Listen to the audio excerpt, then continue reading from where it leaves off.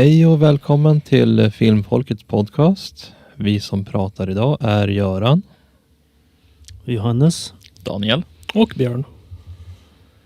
Dagens film är Mel Brooks Young Frankenstein. Filmen i korthet handlar om huvudkaraktären Frankenstein som inte vill ha någonting med hans farfar att göra. Efter en lektion så visar det sig att han har fått ärvt hans herrgård. Och han börjar att ta tåget till Transylvanien. På något magiskt sätt från New York så fortsätter det därifrån. Det är väldigt fantastiskt att han kan ta tåget från New York till Rumänien eller vad det är. Ja, precis. Det är liksom det. Vad jag vet så finns det ju ingen tågtunnel från USA till vad heter det? Till Europa. Till Europa. Så det låter väldigt skumt. Men det är väldigt roligt, väldigt komiskt. Ja, precis. Lite lustigt att passagerarna bara försvinner och sen kommer en ny passagerare medan han sitter kvar på samma plats och allting är i frid och fröjd, men det byter ju vart någonstans som ska stanna så att säga. Det här gamla paret, det byts ut från amerikanskt par liksom till ett tyskt par. Men det låter som att de pratar om exakt samma sak. Ja, precis.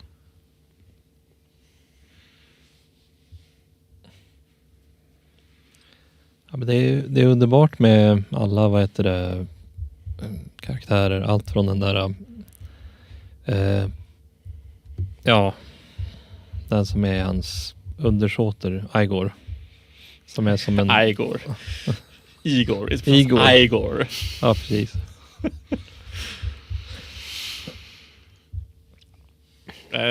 Underbara karaktärer, alltså det är en fruktansvärt rolig film alltså. Ja, Igor hade ju sina, vad ska man kalla honom? Han var ju lite pervers av sig som var lite oförväntat på många sätt. Och han var ju, han verkar ju veta av lite mer än vad han kanske borde veta när han stirrar in i kameran och gör några kommentarer. Ja. Sen så har vi assistenten. Så var det Inga hon heter. Inga, ja. Inga. Som också var liksom lite så här halvt pervers. Ja. Och det är lite komiskt liksom. Jag tror... vad hette hon? Ja, men den gamla damen också. Hon var också pervers. Alla var typ pervers i den här. Förutom själva Frankenstein själv. Frau Blucher. Frau Blucher, just ja. Ja. Hon som, vad heter det, hästarna var rädd för. Ja, hon har gjort någonting med de där hästarna. Det är därför de skriker varje gång. Hästarna skriker när de hör hennes namn. Ja, verkligen. Så hon har varit i stallet för många gånger, tror jag. Med tanke på hur pervers liksom mycket av deras karaktärer gör liksom, då börjar man ju spekulera. Definitivt. Ja, det var ju många scener från den här filmen som jag kommer ihåg. Bland annat när de liksom skulle gå ner i, vad heter det, källarvåningarna och när man kom till alla de här dödskallarna liksom, när man såg liksom hur gamla de var, och så sen när det liksom bara allt från bara 3 år död, 2 år, 6 månader, nyligen död, och sen så började Igor att sjunga. Det liksom, det var bara gibberish. Man förstår inte vad han sjunger överhuvudtaget. Och sen utanför hans karaktär typ. Liksom bara randomly. Hilarious.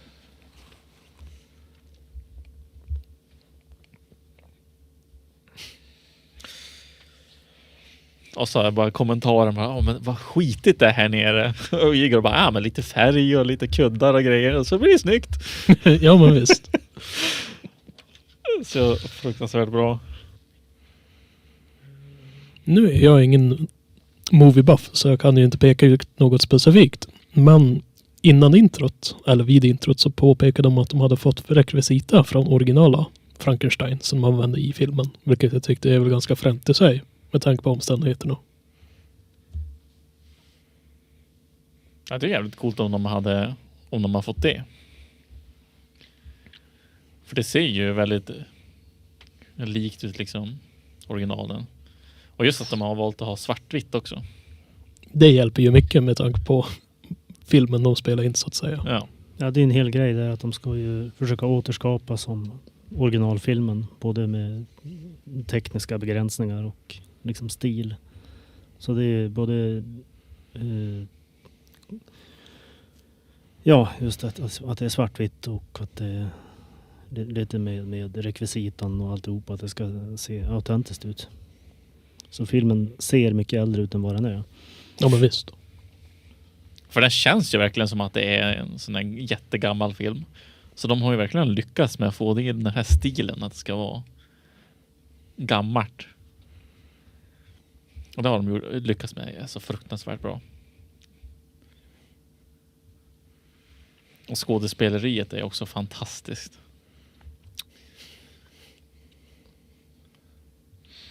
Jag gillar ju liksom dialekterna som de har i byn liksom. Ja.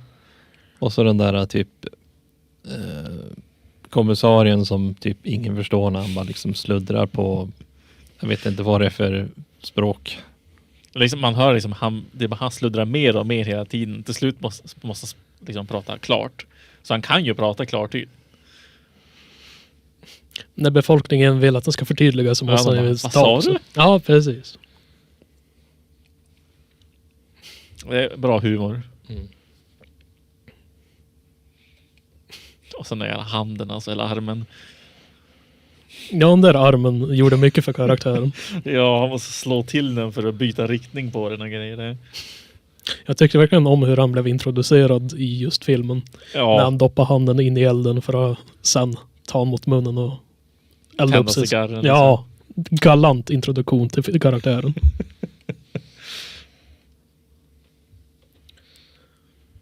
Sen hade han väl också en monokel som han satte för sitt blinda öga. Det var ju också, ja, galant. Jag tänkte, ja, vad fan ska det ge alltså? Helt fantastiskt. Tillkom ju hans kostym så det passar ju bra, men ja, mer för utseendet än att se utifrån så att säga. Den där monokeln alltså. Och så har vi den där blinda gubben som Frankenstein-monstret stötte på. Ja, precis.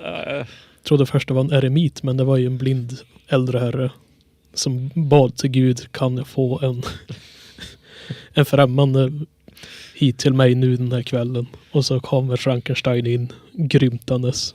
Men det här var ju bara positivt för den gamla mannen som ville ha någon att prata med. Ja. Ja, det var ju Gene Hackman. Ja, men precis. Den här munken.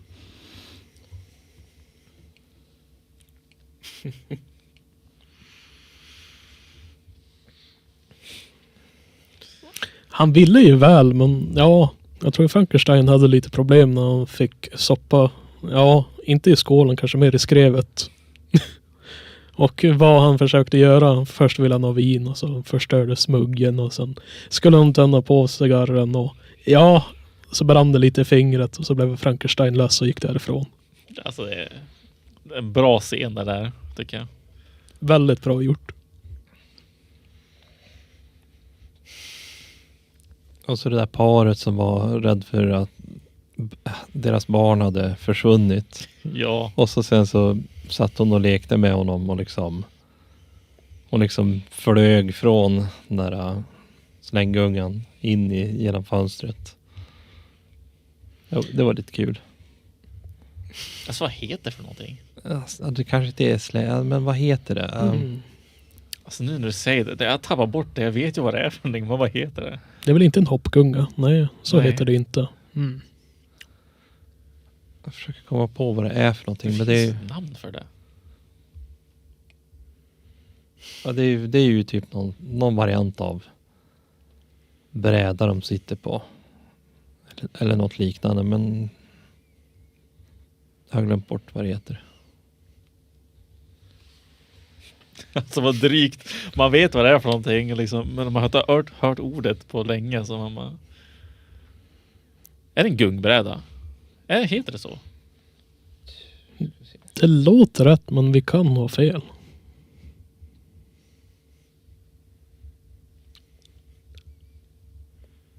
Vad irriterande.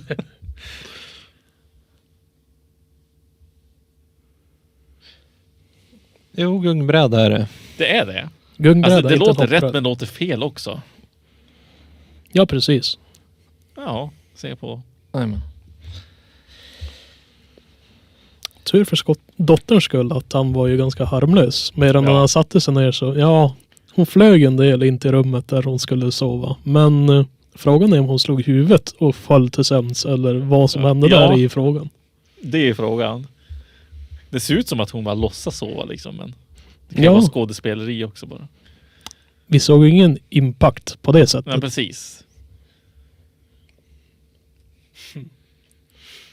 Ja, det var en bra scen också. Jo, precis.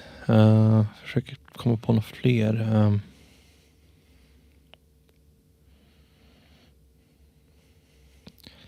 Ja, det var ju en annan scen som jag tyckte var kul när de skulle hämta honom. Liksom, och vad heter det? Frankenstein, eller vad man nu ska kalla honom för. Fredrik. Ja.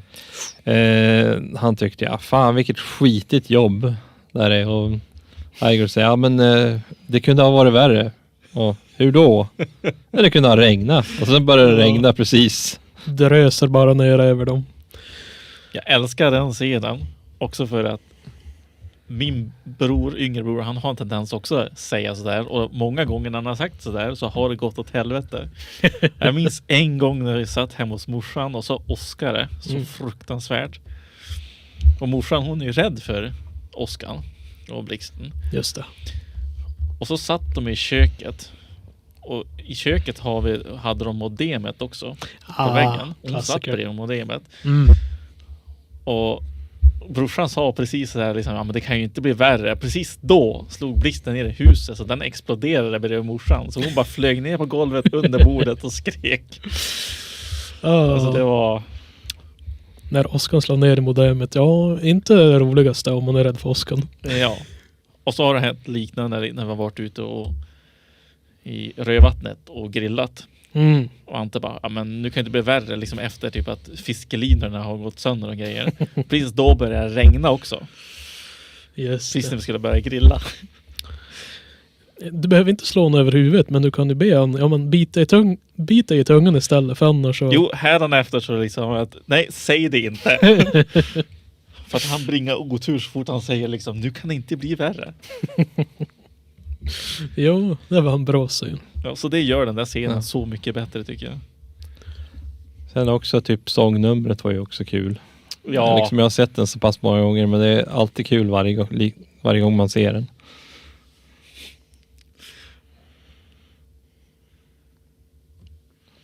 Jag minns faktiskt inte den där scenen förrän jag såg den nu. Jag glömmer alltid bort den där scenen.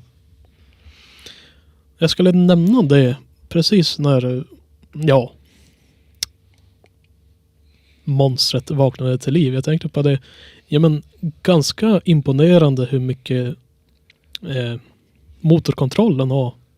Monstret har när den precis vaknat upp. Jag menar, de förväntar sig ganska mycket av en varelse som inte för många timmar sedan var ett dött lik. Och då menar vi stenkallt dött lik till att inte så många timmar senare kunna dansa med den Ja. Det är ganska imponerande. Det är väldigt imponerande. Det är inte liksom vad man förväntar sig. Liksom. Man förstår han där i ena sjukhuskläder och helt plötsligt ska han dansa.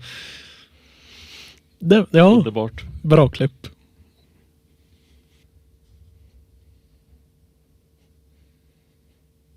Förutom att han inte har förmågan att prata så han förstår ju väldigt tydligt vad som händer och han reagerar ju väldigt klippt på när någon pratar med honom. Så det är ju intressant.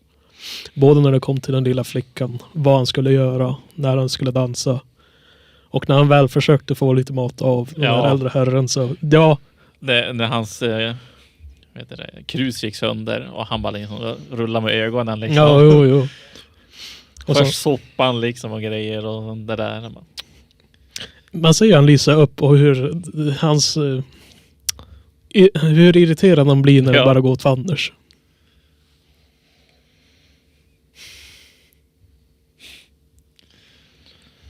Jag tänkte ju också på scenen när Igor skulle hämta hjärnan till varelsen och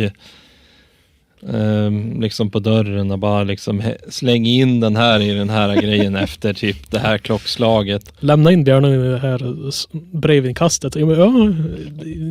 Som om man skulle lämna in en film liksom. Precis, men en hjärna istället. Ja. Bara hur ofta är det folk kommer in och lämnar hjärnor till exempel? Ja. Så det är som att det är liksom dagligen folk kommer in och levererar hjärnor.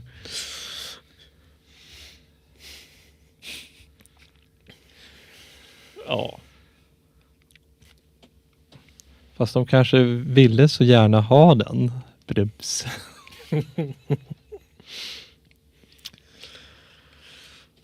Ja, det var mitt fel. Nej, men och så sen så tänkte jag på när han tog upp den där. Jag vet inte om han tappade ju den där och jag vet inte om det hade blivit bättre om man hade tagit hela att han tog ju bort kupan från den här behållaren. Om man hade tagit hela, om den skulle ha varit hel ändå liksom med tanke på att han tappade den på golvet. Men det kanske hade blivit liksom trasigt ändå liksom. Det hade förmodligen blivit trasigt ändå. Klantigt i vilket fall. Ja, även om det är ju en typ av glasskål han bär där. Men tappar rakt upp och ner och sen inte riktigt veta vad han ska göra mer än att han tog det näst bästa som visade sig kanske inte vara den bästa. Och så när han blev frågad liksom vad var det för hjärnor det tog? Så man, men Abby vem? Abby Normal. Abby Normal. Ja. Ja. Också riktigt kul.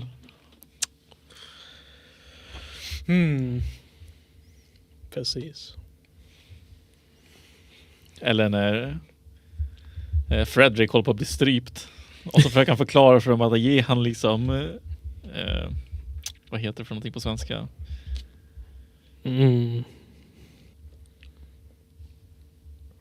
Bedövningen, ja.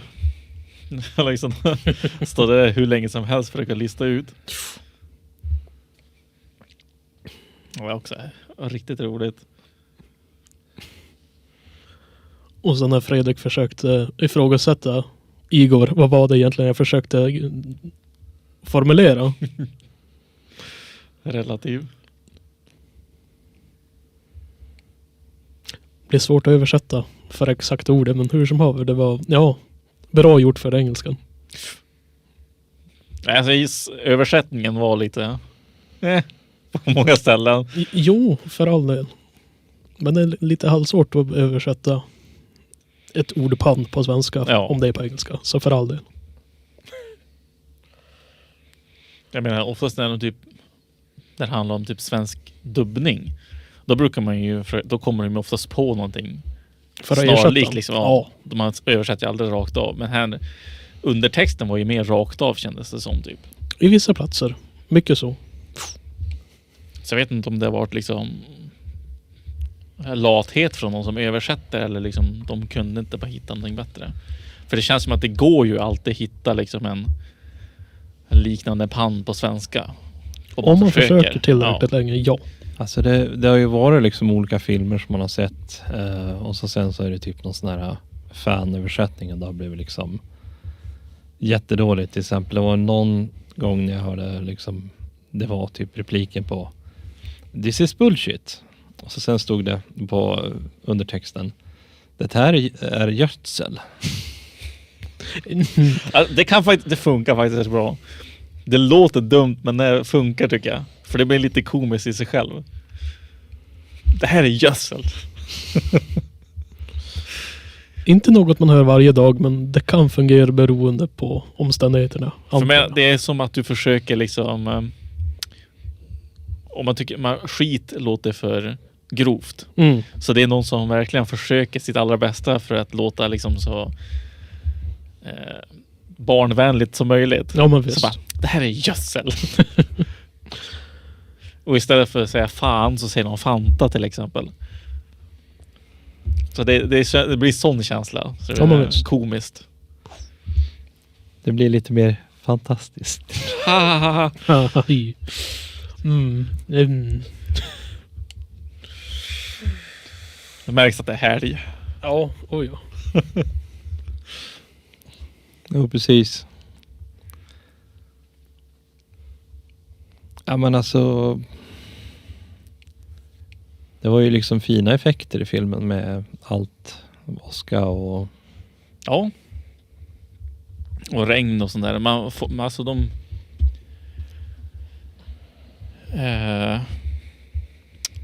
vad skulle jag säga?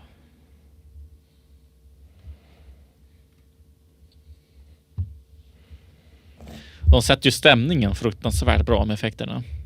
Med regn och åska och braserna och sånt där. Och det tycker jag är fantastiskt när man kan göra det så väl med svartvitt. För det är svårare att göra det med svartvitt. För när du har färg så finns det mycket mer att jobba med.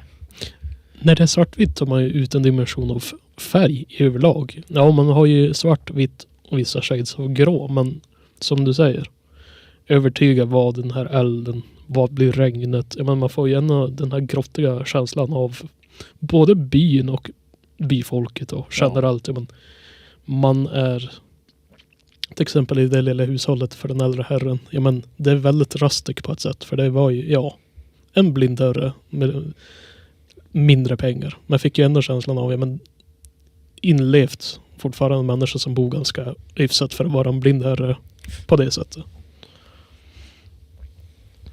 Det var ju ändå liksom lite kul. Han sa att jag skulle göra liksom espresso. Ja. Nu vet jag inte vilken tidsålder det här är i, men det känns som att... Och mitt ute på vischan liksom i Rumänien liksom. Okej, espresso. Ja, men jag tänkte det kanske är någonting som har funnits jättelänge, men det kändes väldigt... Men sättet han sa det på också. Det lät så modernt. Mycket så.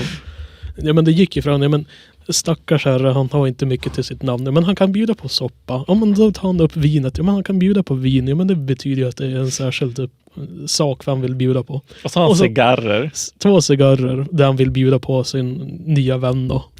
Och sen så lämnar Frankenstein. Ja, men jag skulle ju just brygga oss lite espresso. Ja, men okej, lite oväntat. Han har lite mer än vad man tror att han har. Ja, men visst. Man börjar ifrågasätta, är han blind eller? Man kan ifrågasätta, men för en så kallad blind människa så var det ju ganska tydligt att skådespelaren kanske inte gjorde den bästa akteringen när det kom till att vara en blind människa. Men det tog inte från klippet överhuvudtaget, utan man visste ju att idén var ju att han skulle vara väldigt blind och känna sig fram och vara lite klumpig av sig på grund av blindheten. Men ja, om man ska vara petig kan man ju säga att han kollar mot saker som man kanske inte borde göra. Och det är inte från ljudperspektivet heller. Även om människor är blind så kan man ju fortfarande lokalisera vad man kollar mot och vad man lyssnar mot. Men ja.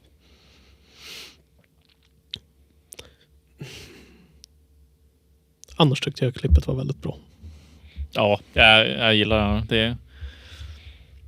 Alltså det är svårt att hitta någonting som jag tycker är dåligt med den här filmen. För den gör allting den gör så bra. Ja. Det känns som att det inte är så mycket onödiga scener. För mycket liksom är bara brygger till nästa liksom komiska scen. Jo. Så man får ju liksom så här. De ger något komiskt.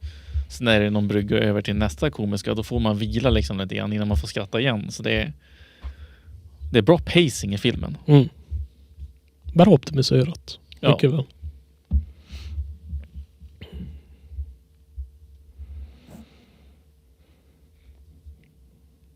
Också med ljussättning och sånt tycker jag är fantastiskt. Jag förstår inte hur man kan göra liksom med svartvitt, för det känns som så komplicerat när det kommer till ljussättning. Jag pratade om det förut när vi kollade på Lighthouse. Det är fantastiskt hur man kan göra liksom. Ja, det är en grej när man gör det med svartvitt, att man måste ju tänka väldigt mycket på hur ljuset faller och så här, för att allting reflekteras ju. Och det bidrar ju också hur man sminkar skådespelarna och så här. Ja just det är på den nivån också. Ja visst, för jag tänker på i gamla vampyrfilmerna, då hade de som skulle spela de här odöda, då skulle de ha grönt smink på sig för att det speglar på ett särskilt sätt. Det är lite roligt, för det har sen bidragit till att man i färgfilmer har gett vampyrer grön hud. Just det. Just. Det är jävligt fantastiskt ändå. Hur det funkar. Alltså filmmusiken är också en till liksom del som sätter liksom stämningen i filmen. För det får också liksom den här känslan av att det är en äldre film. Jag för mig de har vissa som ska spegla originalet. Ja, det är någonting de har gjort medvetet. Ja. På samma sätt som med liksom filmningen, att ljud och musik ska liksom vara som att det är gammalt. Och så har de ju lagt sina komiska spins på det liksom. Så det är helt fantastiskt.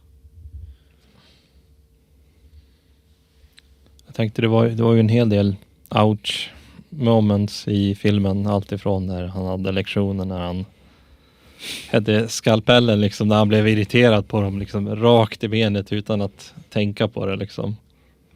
Knappt ni grimaserar också. Man satt en skalpel i en riktig krets.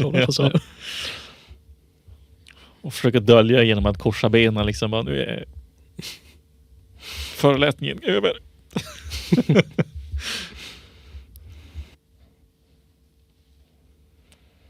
Vad tyckte ni om musiken?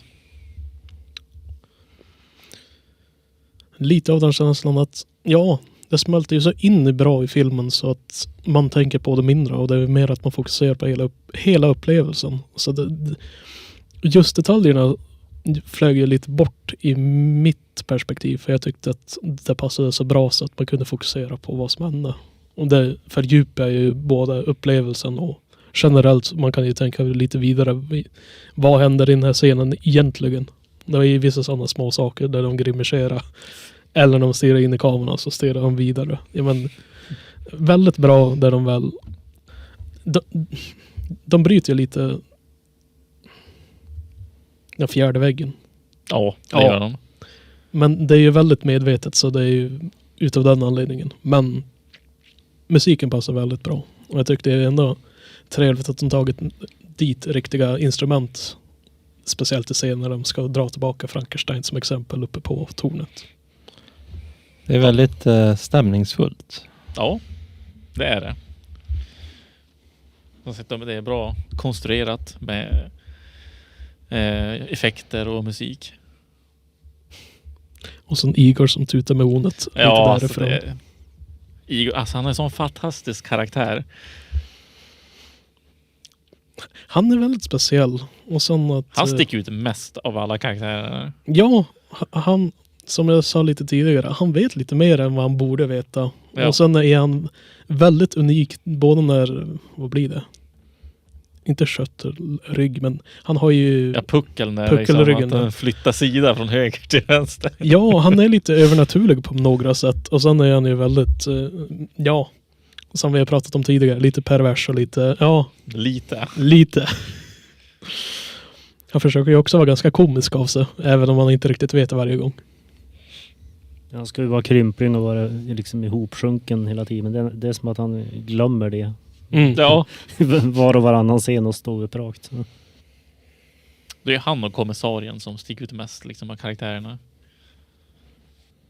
Mycket väl. Och Fredrik gör sin part väldigt bra också, men beroende på vilka som sticker ut, som du säger. Kommissarien, han är ju väldigt speciell av sig. Och sen Igor Ja, istället för att vara den typen av betjänt som är väldigt nedtryckt och känner sig lite hotad av mästaren som stereotypiskt är. I det här fallet så till exempel när Fredrik bad han sitta ner så satt han sig först på golvet och sen så fick han ju begivet och sätts på stolen istället. Som, tackar. Ja. Han är också lite fräck av sig om man tar det från det perspektivet som en minion kan vara. Om man får kalla honom en minion. Ja.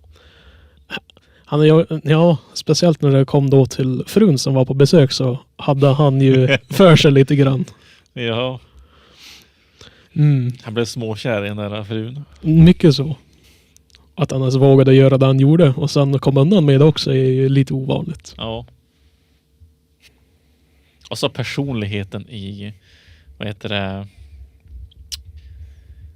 Frankenstein-monstret när han överförde liksom så han blev mer normal människa. Han blev ju nästan överintelligent på det sättet, ja. När han ligger i sängen där och blir liksom typ gift sig med Fredriks fästmö. Och så liksom vardagsliv liksom. Ligger och läser tidningen med hon bara gapar liksom. Wall Street Journal. Ja. Det är så underbar scen också. Och istället för att svara henne så grymtar han bara som han gjorde innan. Sen var det liksom lite kul med Fredrik och när Inga frågar men vad var det du fick liksom? Ja, och så fick du av det här bytet? Ja. Och så sen så fick man ju sån där inzoomning på honom när han grymtade liksom. Ja. Djupt in i hans ögon. Ja, det är fantastiskt. Peter Boyle som spelar monstret, han är ju också pappan i Everyone Loves Raymond. Den här komediserien. Ja just det är han ja. Så Gene Wilder, han är ju också fantastisk. Han har väldigt unika ögon tycker jag. Det är någonting med hans ögon liksom, som sticker ut så fruktansvärt. Ja, han är lite sminkad i filmen också just för det här svartvita. Så de har ju liksom lagt lite linjer runt ögonen. Jag tyckte det är så, det är som att han sminkas på samma sätt i alla filmer. Det är väl kanske lite hans nisch på det sättet. Det kan ju vara så. Jag ser lite onaturlig ut på något sätt. Mycket så. Det är också en sån där film som jag känner att man kunde inte gjort det på ett bättre sätt. Alltså den är så snyggt konstruerad. Ja men jag håller med. Alltså de kanske ville ha den här komiska delen med att han åkte tåget hela vägen. Fast skulle det vara mer logiskt så skulle han väl typ ha tagit någon sånt här liknande Atlanta-båt till Europa från USA. Men jag tror det tar bort lite av komedin om man lägger till en sån scen.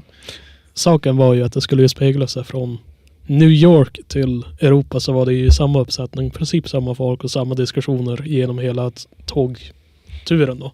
Så det var väl det som komedin ville utspela, att vi är inte så annorlunda egentligen, vi är ändå samma typ av folk, vi skriker om samma saker och vi har samma beteende när det kommer till vissa saker. Men mycket väl, det är lite skifte mellan från ett tåg till ett helt annat tåg. Hur kom man till Europa till att börja med?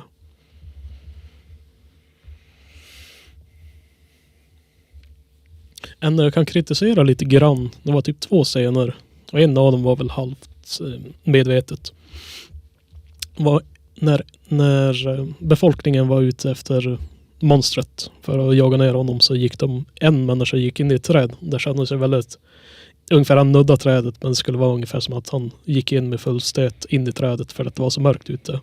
Det kunde vara lite bättre, men man förstår ju fortfarande. Det är mörkt ute, var någon som gick in i ett träd. Ja men oj då. Och sen scen nummer 2 jag kan kritisera lite grann. När de skulle begrava liket från monstret. I den scenen när de hade grävt över graven. Ja, när de skulle hamra ner korset så var det ju verkligen bank. Det såg ut som att korset skulle bara twista sig omkring och sen falla på backen. Men det var ju Ja. Det var bara för scenens skull. Och så kan man ju frågasätta, men den där jorden såg mer ut som grus när de bara skyfflade därifrån. Men allt annat, alltså det är klockrent. Alltså det finns väldigt lite jag kunde peka ut som såg dumt eller dåligt ut. Utan det ser ut som de verkligen visste vad de gjorde med den här filmen. Jag håller med. Så det är som svårt att lägga till någonting. Jag kan inte heller komma på någonting utan det är liksom... Det här har ju varit en av mina favoritfilmer av Mel Brooks. Jag kan förstå varför. Alltså den är fruktansvärt rolig. Än idag liksom. Och jag kan starkt rekommendera den här filmen. Till de som lyssnar. Alltså den är fruktansvärt rolig. Klockren rakt igenom. Ja. Alltså ingen del av filmen känns långsam eller kort. Eller, det känns som att det var bra pacing på alltihop. Och det flyter in i varandra väldigt bra. Så att man kan ha roligt igenom hela filmen. Och det känns inte som du säger. Att det känns inte som de filmade några scener som inte betydde någonting. Utan det var verkligen scen till scen. Det gick in i varandra. Väldigt, väldigt underhållande film. Ja. Stark rekommendation. Absolut. Ja, i sin helhet så är det ju väldigt skickligt hur de har återskapat den här 30-tals-estetiken. Det är ju väldigt speciellt liksom på alla nivåer. Och det är ju en teknisk triumf.